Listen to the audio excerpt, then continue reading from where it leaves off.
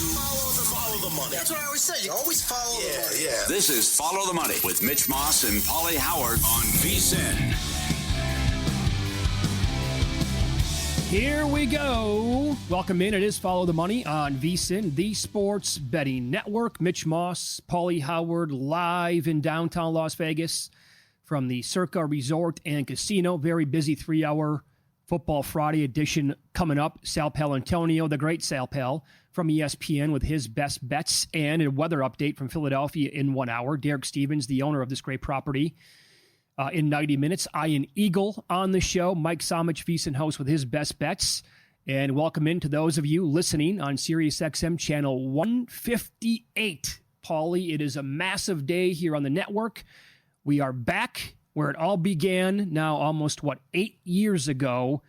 And for those of you who are listening today on the network, thank you. We really think that you're going to like what you're listening to if this is the first time that you've landed on VSiN. Mm-hmm. And for those of you who are with us for the early ride, we try to cover every sport, although we're going to hit NFL hot and heavy here until we get past the Super Bowl. But we got on board with the hockey totals and what happened when we first became a network, and we'll be hitting that as well. So as Mitch always likes to say, every ticket cashes the same. Mm-hmm. So it doesn't matter what sport we're talking about. We'll try to make it entertaining and make you some money. No doubt. So here we go with the NFL divisional round. Game number 1, Saturday, Texans playing at the Chiefs. And I'm looking at the screen right now. Kansas City, 8.5 pretty much everywhere. And the total is 41.5. Couple of notes regarding this game to begin, Paulie. Questionable for the Texans. Joe Mixon at running back, Robert Woods, and their really outstanding linebacker, Azeez Al-Shahir. Houston is 7-3 when Mixon averaged 4 yards per carry on the year, 2-3 when he did not. Questionable for the Chiefs, Jalen Watson. The thought all week is that he was going to be back off the IR to play cornerback. And Mecole Hardman is doubtful, but that I don't think really matters. The weather in KC, cold and dry. Game time temp in the low to mid-20s, 10-mile-an-hour sustained winds. Gusts at about 20 miles an hour. This is a very popular teaser leg this week with Kansas City, and I'm sure no doubt on money leg parlays as well. And I think that's going to get there. I'd be stunned if the Texans win this game. Number one, I'm asking you to do something you've never done. You're 0-5 all-time as an organization in the divisional round. Mahomes, we've talked about all week, is 6-0 in the divisional round, and he hasn't turned the ball over in any of them. And now he gets all his weapons back, too, and then the rest factor as well. I don't think they'll be rusty. They won the first matchup by 8. He was only sacked one time, and they were great on third down. Third down will probably decide it in this one. But I am asking the Chiefs to do something that they rarely have done, which is win by 9 points or more. And 4 of their 15 wins, only 4, are by 8 points or more. But I just think with going for the three-peat, their 4th title in 6 years, it's a tough place to play, raucous environment. I just don't think the Texans are that good. And I think Herbert handed them the game. I have a lot of respect for their defense. I was too harsh on their defense last week. The defense is nasty. It's good. But the way Stroud regressed, the way you lose Dell and Diggs, other than Collins, who can beat me? I know the KC struggles against tight ends. I just don't think there's enough weapons here to do enough against a great Kansas City defense, and the regression with Stroud. And I know Mahomes is going to go off and spread it around. He just has too many weapons now that he has. You're going to get to the bromance here in a second with Kelsey, but Pacheco, Kelsey, Hunt, Hollywood Brown, Hopkins, Noah Gray, it's Worthy. It's too much. Don't forget about P. Ryan, too, out of the backfield, catching passes. So, the Texans disappointed me pretty much the entire year, going back to day one of free agency when they cleaned up, especially defensively, to bring in Danielle Hunter, to tag team him with Will Anderson. I'm like, okay. Won a bad division, though. That's really underachieved. Yeah. Totally. I bet them the first day in March of free agency at 16-1 to win the AFC. That ticket has never really had a chance. I thought they were not going to win last week against the Chargers. I thought they were going to be one and done this year. They, surprised me with that win and how they played, although their defense does have a ton of talent. But on the flip side, again, what are we talking about here with the Chiefs? If you go back and look at their schedule, and they did not get a lot of the breaks that they did. Week 1, if Likely's toe comes down in bounds, that's a loss. They beat the Bengals at the buzzer. Field goal there. Also, referees kind of screwed Cincinnati. Week 3, the referees absolutely screwed Atlanta in that game. The block kick against Denver to secure that win, beating the Buccaneers in overtime like they did. The Chargers games with the doink week 14, a bunch of those, they would not have the 1 seed if, those coin flip finishes went the other way. Yeah. And so, but it is what it is. And I just think that's a point of everybody's been saying this the entire year, that they're just not that great of a football team, and we have not been impressed, and yet they won 15 games in the regular season. They would have to beat themselves, either with penalties, turnovers, or both, and I don't think the turnovers are going to happen because Mahomes doesn't turn it over. Penalty-wise, Clay Martin's crew's on the game, 59 flags for offensive holding, number 1 in the league. Kansas City, number 2 for most called. I think that's pretty big, actually. That could be big because Hunter wreaking havoc along with Anderson, and Hunter number 1 in pass rush win rate. But the other one, too, and Lassiter and Stingley are awesome, but going back to the offense, since week 9, the Texans are 27th in EPA per play on offense. I just don't think, other than Collins, they have enough explosive players and explosive plays. That's the part that I can't get over. I can't get past that. And I also agree with the total coming down now here at circa 41.5. Yeah. How many points are they really going to score? What's realistic for the Texans here if the Chiefs are clean? I think they have to score. Can they win this game by scoring 17? Can they win 17-14? I don't think that's possible. No. But can they win 24-21? Would 24 be enough if the defense plays out of their minds again? That sounds about right, and you would have to do something in the special teams. Fairbairn would have to be great, and then you do what you did last week. Ross had the block, and he also had the return. The first time that's happened in NFL history when he returned the extra point block. So you'd have to do something there as well. But again, you should have been down at least 3 scores to the Chargers in that game. You came out sleepwalking, which is a bit of a surprise because they're 14-4 ATS this year in the first half. Oh, well, are you concerned about the 25-day layoff for the starters of the Chiefs? I mean, there's got to be something to it because we also tied it into what happened with Mack and his numbers with the 1 seeds the last couple of years too. We're getting off to a slow start. Yeah, right. Yeah. So that there could be something there, right? Maybe look at first quarter under, first half under for the game, although the number has been coming down pretty much the entire week.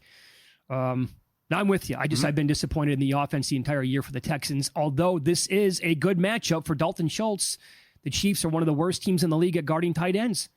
Mixing questionable changes stuff. I want to know, because it's an ankle, cold weather, the turf is going to be like concrete. So, what does that mean for him? He's going to give it a shot. He's a gamer. But what if he goes out there right away? He's like, yeah, man, it's too gimpy. I can't go. Mm-hmm. Then he's like their best weapon the entire year after Collins got hurt. So that's an issue. Yep. Got to check that one. Got to monitor Flowers. Flowers is doubtful, but Harbaugh's giving him a chance to play. Yeah. Got to have more with the information with those two guys. The Saturday night game, Commanders at the Lions. This thing's been going back and forth between 8.5 and 9.5 at various books all week long. In fact, it's sitting there right now. I'm looking at DraftKings. It's 8.5 for the Lions, 9.5 at other spots. I don't think this touches 10. Unless maybe on game day, just all sharps start pounding the Lions. I don't think that's going to happen. If you could have grabbed 10.5 down the street when they opened it, right? I'd love to have that in pocket. Yeah. David Montgomery, not on the injury report. Good news for the Lions. Also, Taylor Decker, Terrion Arnold, good to go. Kevin Zeitler, offensive lineman, is going to be out. The total at 55.5 is the highest in the playoffs since the Chiefs-Buccaneers Super Bowl. Here's where the game might come down to. The Commanders were 8 of 15 on third down in the wild card round and 3 of 5 on fourth down.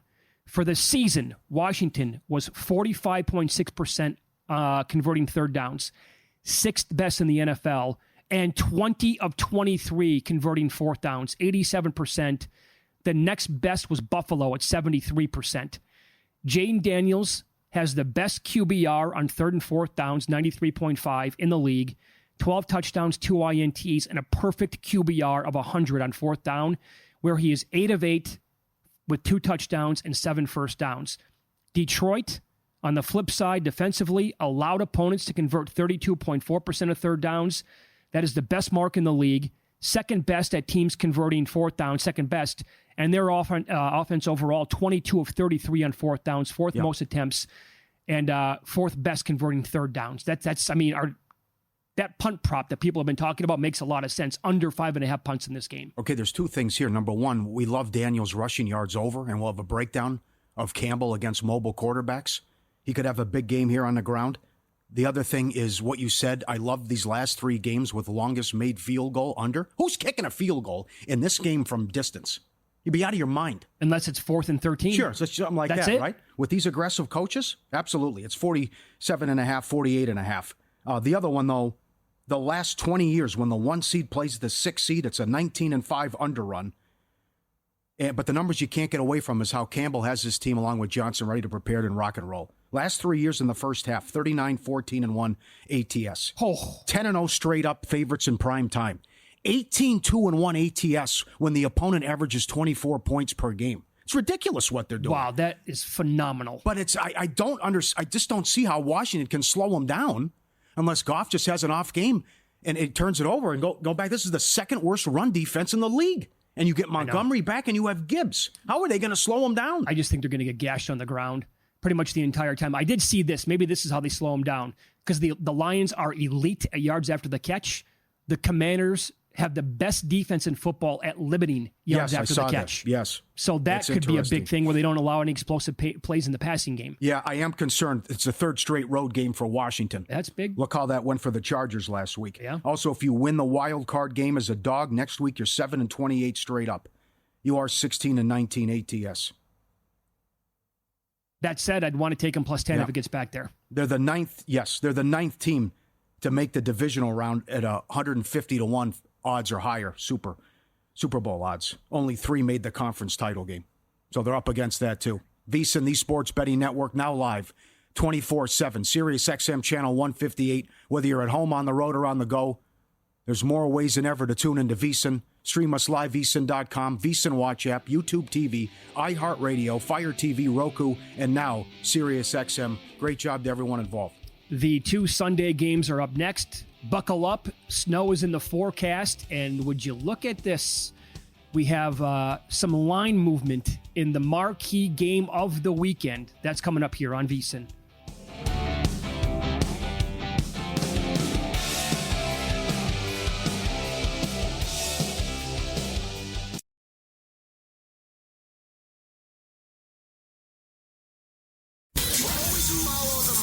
That's what I always say. You always follow the money. Yeah. This is Follow the Money with Mitch Moss and Paulie Howard on VSiN. Welcome in. We are live in downtown Las Vegas from the Circa Resort and Casino. Love talking to our next guest, the great Sal Paolantonio, on a weekly basis throughout the football season. He joins us now on the progressive guest line. Vito's son, welcome into the program. I have to say that your Instagram account today made me laugh a couple of times. Sal Pal ESPN on Instagram. You have the author of the book Inner Excellence, Jim Murphy, who was underground the way it looked today in the tunnel meeting A.J. Brown, and then a photo with A.J. Brown and you, and he's holding the book. Everybody's in good spirits about this, huh? Oh, yeah, absolutely. I think what A.J. Brown has done is really remarkable when you think about it, right? The book has shot up to number 1 on Amazon. It was number 5,000.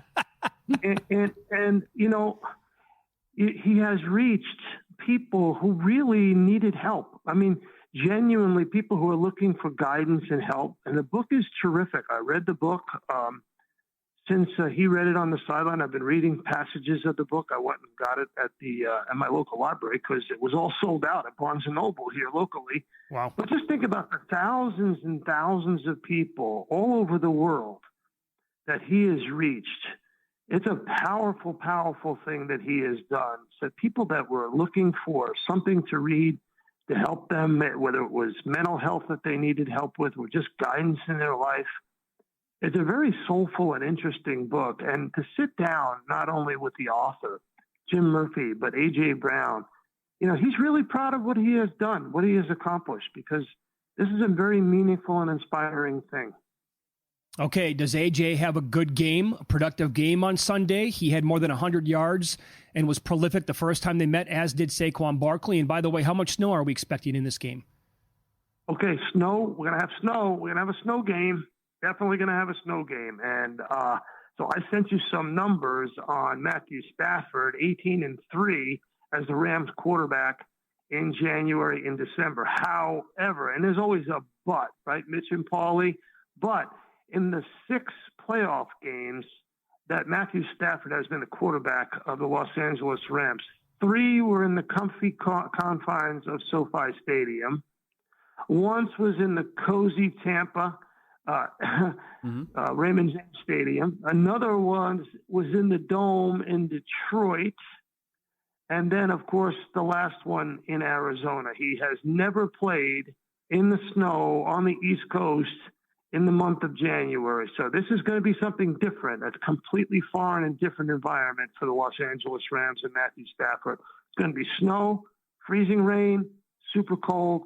Game time temperature is 16 degrees with winds howling. Ooh. It's going to be different. No question. No question. And, you know, the other thing is what I like to call BBC, the backdoor Barkley cover. Every time he gets a chance to run it into the end zone in the fourth quarter, he does it. He didn't last week because the game was wrapped up, but the Eagles covered anyway. The Barkley backdoor cover in this situation will be huge. You know, you look at it, first time he played the Packers, he had 109 yards rushing, then 119. He rushed for 66, then 167 against Dallas, 146, then 150 against Washington. What the heck's he going to do against the Rams? He had 255 the first time. Is he going to go for 300 in this game? I think because of the small defensive line of the Rams and the Eagles' offensive line, that this is an Eagles game. I have them winning. I have them covering 27-17. Oh, so it's rare that you can win a playoff game yet be disgusted by your play and performance. What'd you think of Hurts, and do you expect him? You know, it looked like the rust and some short arms, some throws, and how bad they were offensively with the lack of passing game. What do you expect from the passing attack, especially if we're going to have weather? Well, you never know with the weather, but I think they're going to have enough, right? So, gentlemen, you know, in this offense, if he's throwing the ball 20 times a game, that's going to be enough. It doesn't have to be super prolific. You don't want him turning into Justin Herbert and throwing the ball all over the yard, and then the ball gets intercepted. They are a run-based offense, and that's what you'll see in this football game. But I do think that A.J. Brown will have a game. Okay. Remember now, he had 6 catches on 7 targets for 109 yards. But for some reason, the Rams played him a lot of man-to-man coverage.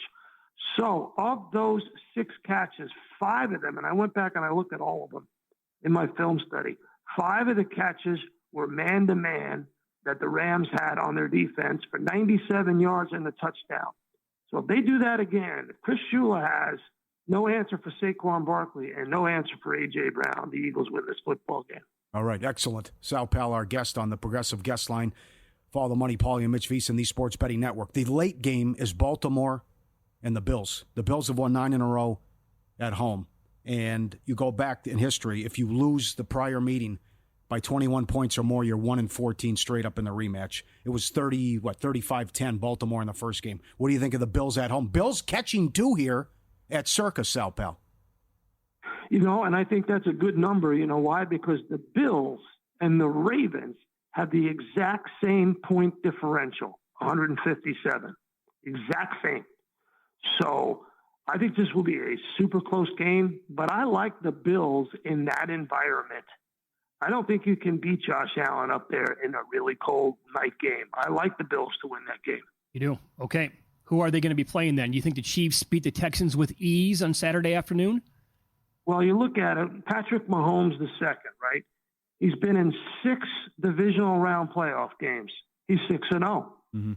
In those 6 games, he has 16 touchdown passes, no turnovers. That's a wow. So he's 6-0 in 6 divisional round playoff games with 16 touchdown passes and no turnovers. And the Houston Texans have never won a divisional round playoff game. They're 0-5. So, you know, if you go back and you look at the last time these two teams played, what was the problem? Well, the problem was they exposed C.J. Stroud to too much of Steve Spagnuolo's defense. Spagnuolo dialed up 2 sacks on Stroud. Stroud had 2 picks, but he dropped back 41 times in that game. Joe Mixon had just 14 carries. The offense was totally out of balance and out of whack. If the Texans are going to have any shot in this game, they must have balance on offense, take some of the pressure off of Stroud. I just don't see it happening. I just don't. I just don't think that the Texans are capable of winning that game. I got the Chiefs winning the game, and I got the Chiefs covering. You do? Okay, so no concern. You've been covering this sport for a long, long time, more than 30 years. No concern out of you that it's going to be 25 days between games for the Chiefs starters? Definitely not. I think it helps. It helps, okay. I think the history of Andy Reid and Patrick Mahomes is that it helps. That team has been, listen, they just ran the gauntlet 2 straight years to win the Super Bowl. Anytime they can get their bodies rested is good. And you got 2 coordinators, and Andy Reid's really the offensive coordinator. He's the one that runs the offense. He's the one that really designs most of it. He really is the one that influences most of the play calls. So you got Andy Reid and Steve Spagnuolo, and those 2 guys are going to figure it out. They've got a great pass rush. Their secondary is good enough. And here's the bottom line. You cannot get Patrick Mahomes off the field on 3rd down. Mm-hmm. He finds a way to just keep the chains moving. Those long drives wear you out. The ball comes out quickly, but he's also able to elude the rush. Yes, the Texans have a good pass rush, but Mahomes is so elusive in the pocket, keeping his eyes downfield. He'll take off now and then, sure. When you play man-to-man against him and you got your defense turning the back to him, he'll take off. But most of the time, he's just looking for 87. He's looking for 87 between the hash marks on 3rd down. Yeah. Yep. Agreed. 2 minutes, my friend. You like to box them, take them down on the block. You have no problem beating them in basketball. What do you think Aaron Glenn has dialed up for Daniels? Well, listen, I have a tremendous amount of respect for Jayden Daniels. I've covered a lot of Commanders games in Philly, in Washington, on the road, at home. What's the common denominator? He's unbelievable on 3rd down, unbelievable in the 4th quarter. If the game is close in the 4th quarter, I believe the Commanders will have a shot to win the game. Mm-hmm. I think the Commanders have a shot to win the game. 9.5 points is way, way, way too many points in this game. And I also like the over. I think the over-under is like 55. Yes. Yeah. Yes. Yeah, I like the over in this game, but I would, without a doubt, I like the Commanders in this spot. I do. They are a hot team offensively. I think Detroit certainly is as well. Detroit may be having to play without one of their starting guards in this football game. It looks like a backup guard may be playing in this game. I kind of like the Commanders a little bit. Keep it close. Take a shot at winning it in the 4th quarter. This is, to me, the game of the week. I know everybody's talking about Ravens-Bills, but this Jayden Daniels, what he is able to do in threatening defenses on 3rd down and in the 4th quarter, he's in such great shape. He's so fluid and quick. The ball comes out quick. You saw his ball handling ability against the Bucs is terrific. Down near the goal line, he's able to find guys in the end zone. I kind of like them to hang in there in the 4th quarter and see what happens. Yeah, I'm with you. Sal Pal, always a pleasure. Thanks so much for taking some time here on a Friday to join us before the divisional round. Enjoy the games this weekend. We'll talk to you next week. Gotta follow the money, baby. Love your show. Thank you for having me. Appreciate it. Yep, back at you. There you go. The great Sal Paolantonio with us here on the Progressive Guest Line. And for those of you listening to the show today for the first time on Sirius XM Channel 158, we're back there. Sal joins us every week during the football season. More player props that we have coming up next, including the highest and lowest scoring team odds that we have on the board. If this team shocks the world, it should be in a shootout.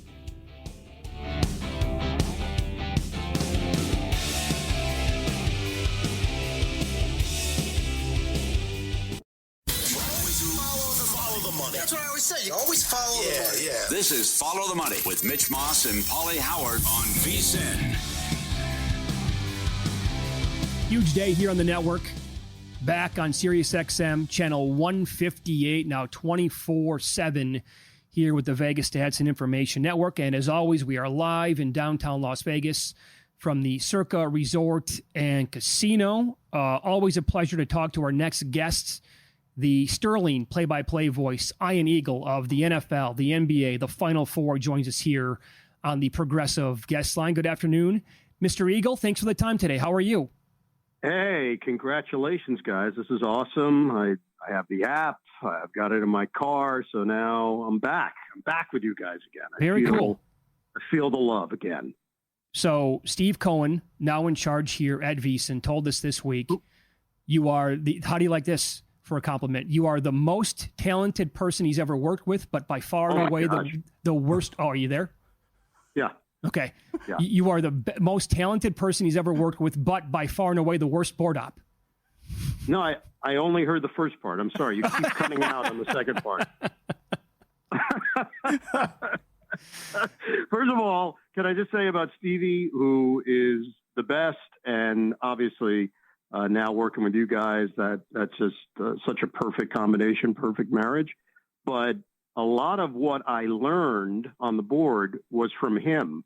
So I learned it from you, Dad. That's the problem for Steve. Like, I'm his legacy. So when he keeps saying that publicly, he was the guy I trained under. So that doesn't bode well for him. So the joke's on him.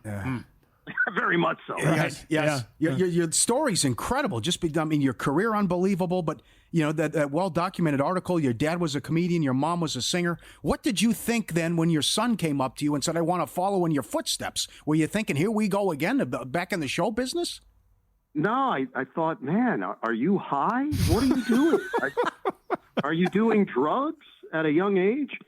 No, I understood that he took a real interest in this. And it wasn't just the side of, oh, you get to go to games and you get to talk about sports. He went to another level when I was doing the prep work, and he would just sit there in my office and read along with me and look at the press clippings and the media guides. And then when we would actually go to events, everyone would just think, oh, he would stare and watch the game. No, he would stand literally next to me or sit next to me and watch the by-play with the analyst, watch how you would make eye contact on certain points and then lock in on the action. So I realized that he was doing this for real. This was just not a lark, that he was truly locked in. So it's been really cool. It's been awesome to add this other layer to our relationship. We can talk about like bad press food. That now is an actual conversation, depending upon, the venue, the stadium. But, oh, my God, did you have the beef stroganoff? That's the worst. Well, I thought of you yesterday because, well, first of all, I knew that you were coming on the show obviously today, but then the legendary voice of the Milwaukee Brewers, and I'm from that state, so I would grow up falling asleep in the summertime to you calling games on the West Coast and the Brewers playing like the Mariners or whatever the story was. I thought of you when he passed away. Sad news, obviously, for me and several other thousands of people back in that state, maybe more than that, obviously.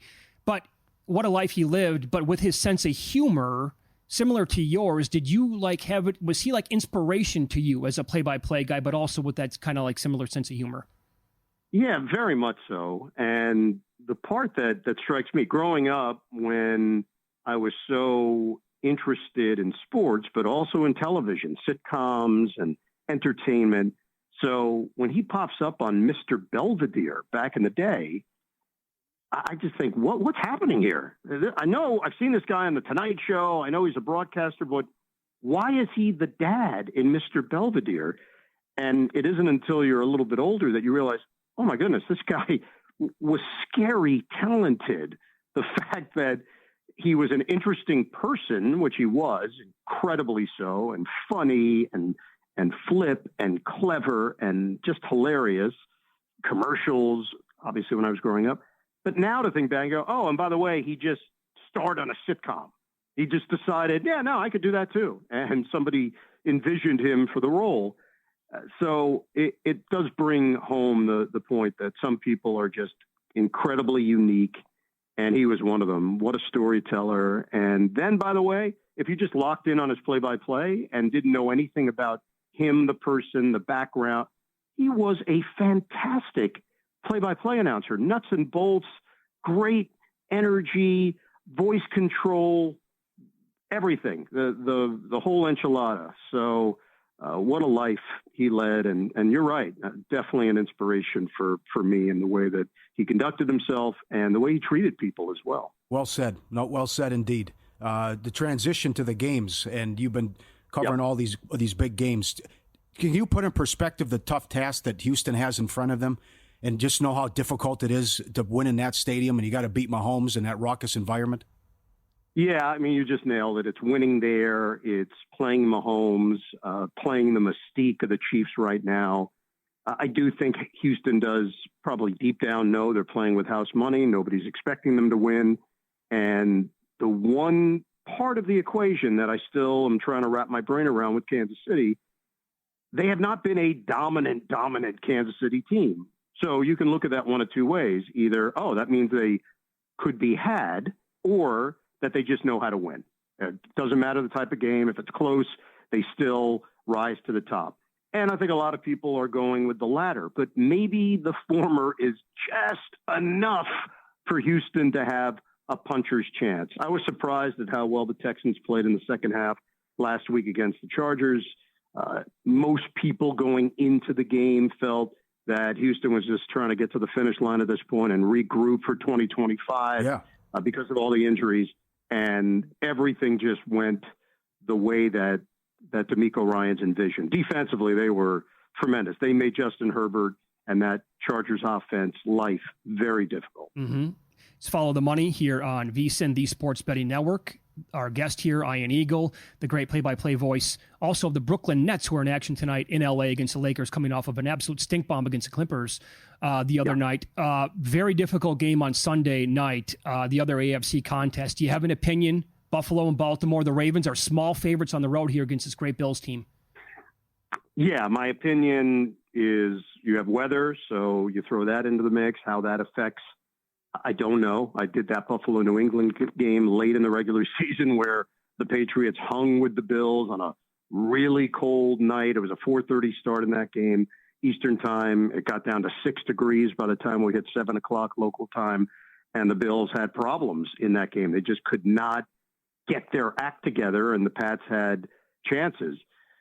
I do think Baltimore is the more balanced, better team, and certainly like what Derrick Henry has brought to their group. And I think it's taken a lot of the stress off of Lamar Jackson. We don't know exactly about Flowers. I know he's going to try to give it a go, but even then, how much can he really give them physically is a huge question.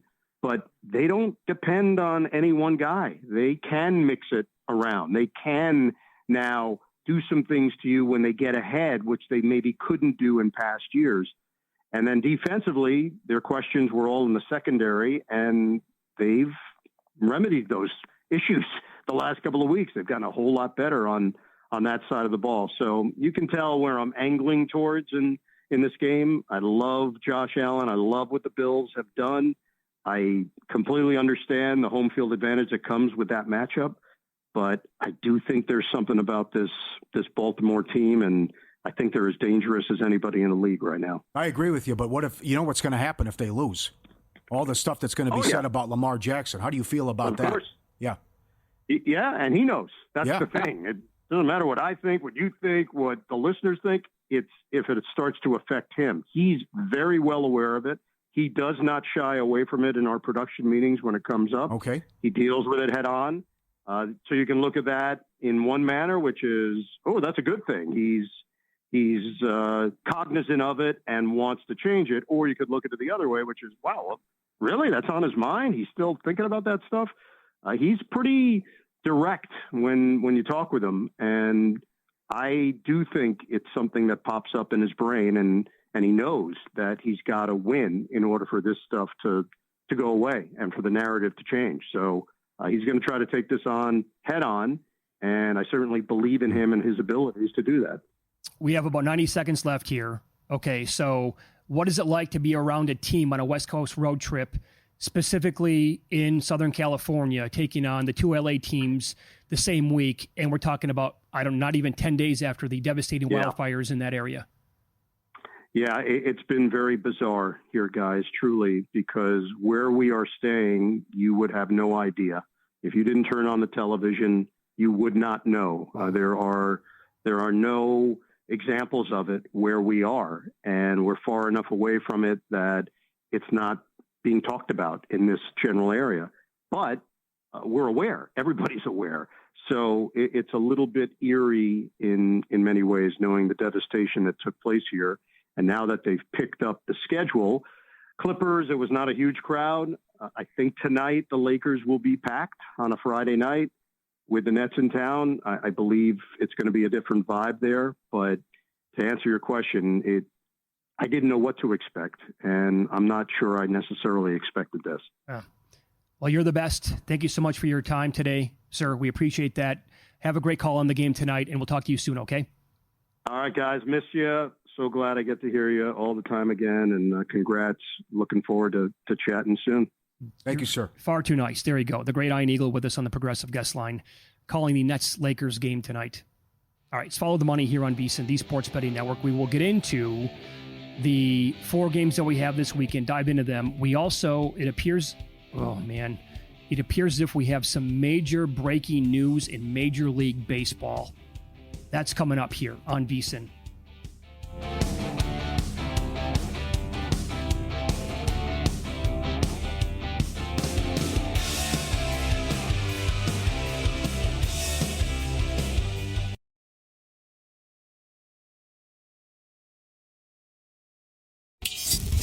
This is Follow the Money on VSiN.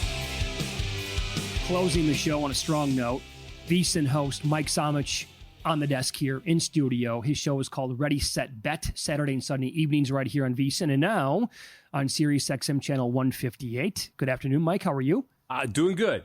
Here to redeem myself. Rough week last week, but we had a string of good weeks before that, so hopefully we can have a big one again here, round 2 of the playoffs. All right, first game on the board, Saturday afternoon out here on the West Coast, 1:30 kickoff time, 4:30 on the East Coast. Chiefs-Texans, how do you want to attack it? I'm all over the under here. I played it at 42.5 right when the line came out. I gave it out on VSiN, my article on Tuesday at 42. We're sitting at 41.5. I would hold out a little bit here, see if you can get that under 42. I would still play it under 41.5.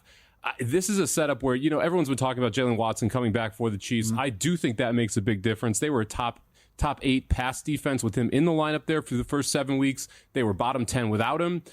I don't think we're going to get a full go, but at the same time, when it's just Nico Collins and there's not that much else, the Tank Dell injury happened against the Chiefs a few weeks back. We saw what their offense was like without it. They really could not move the ball effectively against this Chiefs team. And on the other side, well, I'm really intrigued to see what the Chiefs do with all of these weapons, because we have not actually seen all of them on the field consistently. We talk about snap counts and whatnot if you'd like, but it's still not an explosive Chiefs offense. Even with Worthy and with Brown and with Hopkins out there, I believe this is going to be much more methodical than explosive. That means you're still going to get the Chiefs drives that are 6 minutes, 7 minutes, and they will kick field goals in some of those situations. So under 42, if you can get it out there, I'd still play 41.5, but I would wait it out for the 42 because I do think that may pop again before game time here. The late game's fire. They're going to be weather, cold, snow. How about Baltimore up to 2 now here at Circa? I am surprised we keep creeping up. Like I played some Baltimore in this. I think when you look at what these two teams want to do, they both dominated time of possession big time in the first round of the playoffs. If you look at these two teams, which one has the better probability of actually being successful from down to down? Which one has the chance to be able to run the football and dominate that time of possession? To me, it's much more on Baltimore's side. We've seen this rush defense from Buffalo struggle at certain points of the season. Now, when these two teams played and when Baltimore ran all over them, they were missing 3 key pieces of that defense. But even with those pieces, they still struggle against the run from time to time. And so I can see Baltimore being able to assert their will a lot easier here than I can see Buffalo. I think if Buffalo has success, it's going to be some of those bigger plays through the air, which was Baltimore's weakness early in the season. They rotated around that secondary. They've gotten much better. I think the Ravens should be favored. Like I said, I did play a little bit of Ravens at 1.5. I'm getting to that point, though, where that Buffalo teaser starts getting really interesting to me. I have a feeling the Chiefs is going to be kind of that key teaser leg for me. You can get them down to 2.5. There are some books that have the Lions at 8.5. You can take them down to 2.5. Now you can take this Bills-Ravens game up to 8. I don't love teasing college football, but you got Ohio State sitting there at 8.5. I like them under a field goal as well. So I'm probably going to play kind of a round robin teaser effect here and start it out with that Chiefs game, and then put it into. I'm going to put it into Detroit and Ohio State for sure. And then this Bills game, if we get to 2.5, it's definitely going to be in at 2. I may still play it up to 8. I was going to ask you, who screws up the big money line parlay this weekend?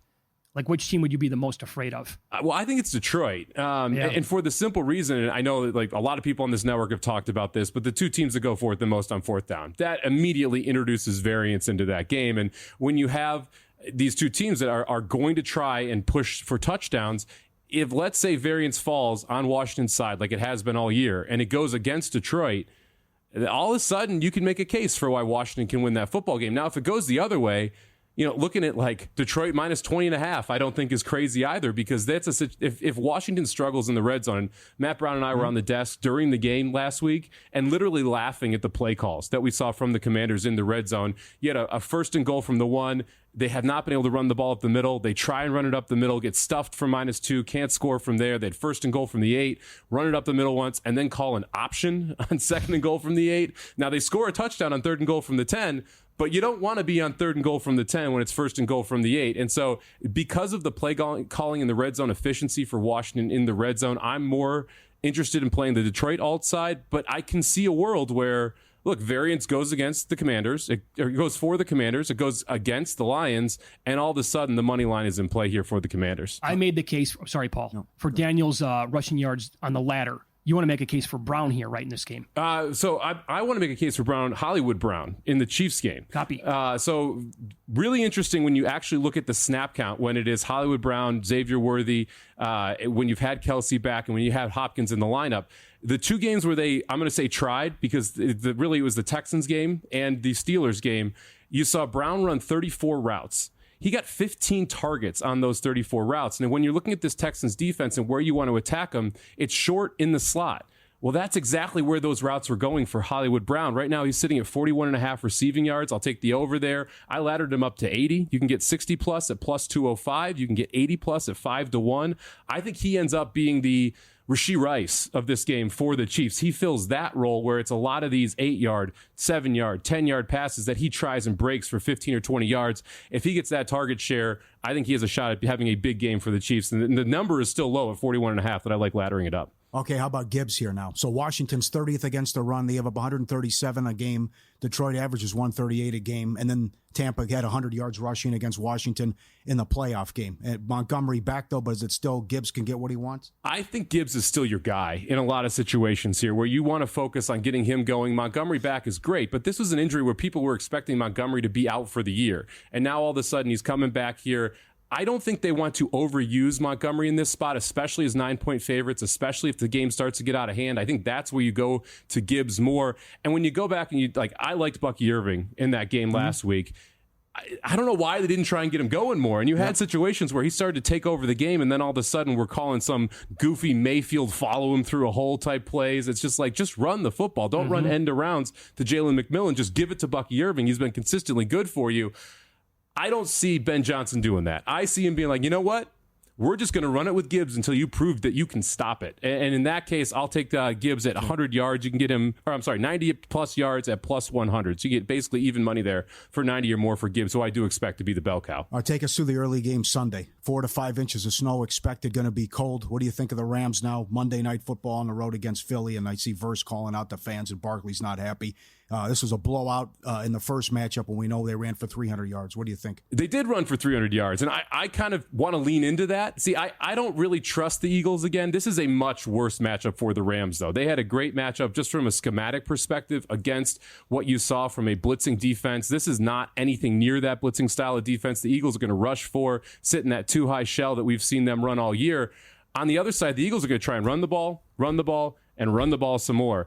I went to a prop that's kind of buried down in there. You can get Stafford versus Hurts, more passing yards. Give me Stafford minus 150. In Hurts' 3 playoff wins, the most passing yards he has ever recorded is 151 yards.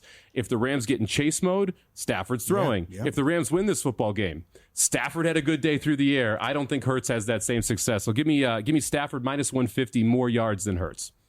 How about this? Our buddy Weston found this at BetMGM under original bets.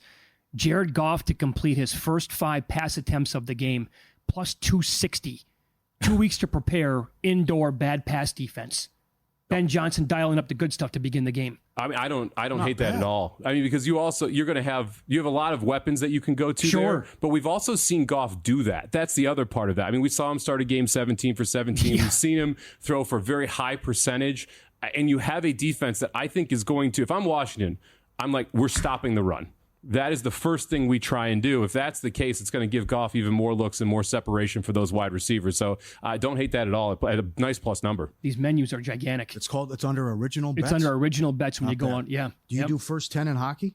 I actually like first period unders in hockey, but I don't generally play them until after the All-Star break. So I've been tracking this for about 3 years. The style of hockey adjusts dramatically once you get into, okay, we actually know who's going to compete for the playoffs. Generally, that's after the All-Star game. You really start to see that. You can dial in on teams that are both in the playoff race, playing each other when the home team specifically likes to go under in the first period, and you can attack that, and they're almost always plus money because in this part of the season, right now that we're in the early part of the season, you see a lot of first 10 goals. You see a lot of first period overs because it's just more open. You don't have that playoff style hockey that starts to sink in. We're starting to get to that point. We're not quite there, but we will see it pretty soon. I did play a first period under tonight.